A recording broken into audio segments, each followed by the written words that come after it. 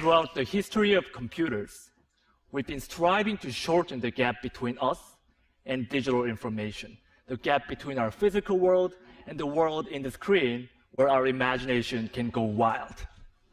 And this gap has become shorter, shorter, and even shorter. And now this gap is shortened down to less than a millimeter, the thickness of a touchscreen glass.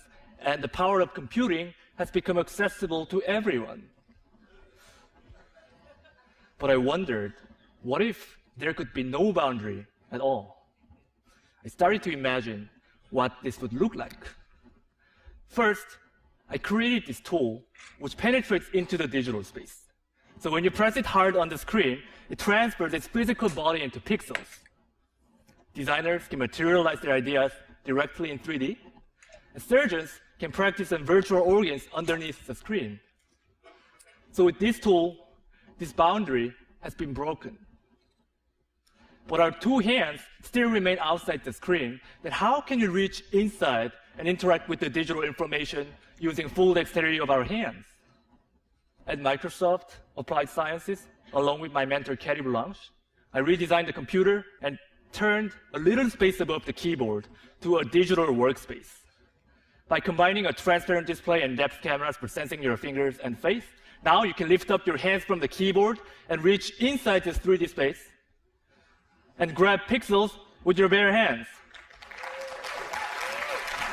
Because Windows and files have the position in the real space, selecting them is as easy as grabbing a book off your shelf.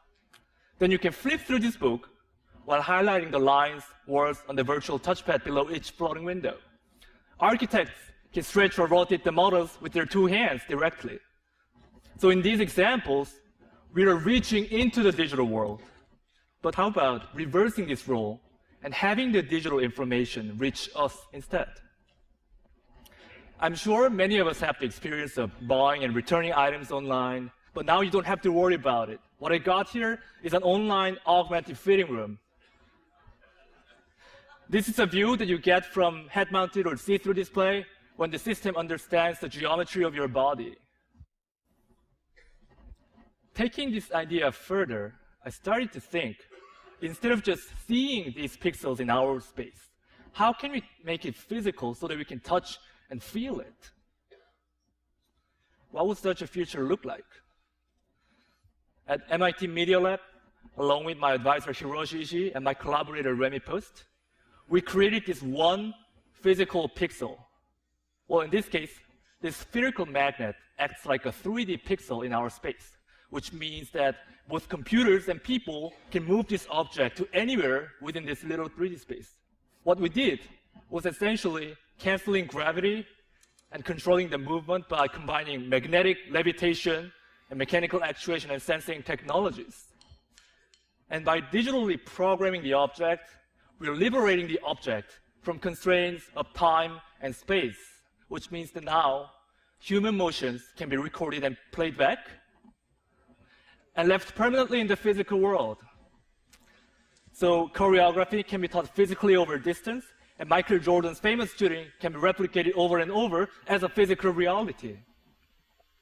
Students can use this as a tool to learn about the complex concepts such as the planetary motion, physics.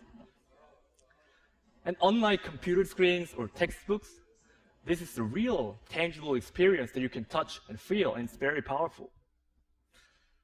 And what's more exciting than just turning what's currently in the computer physical is to start imagining how programming the world will alter even our daily physical activities.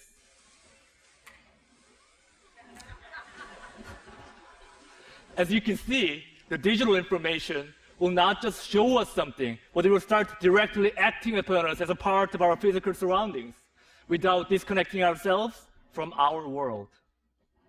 Today, we started by talking about the boundary. But if we remove this boundary, the only boundary left is our imagination. Thank you.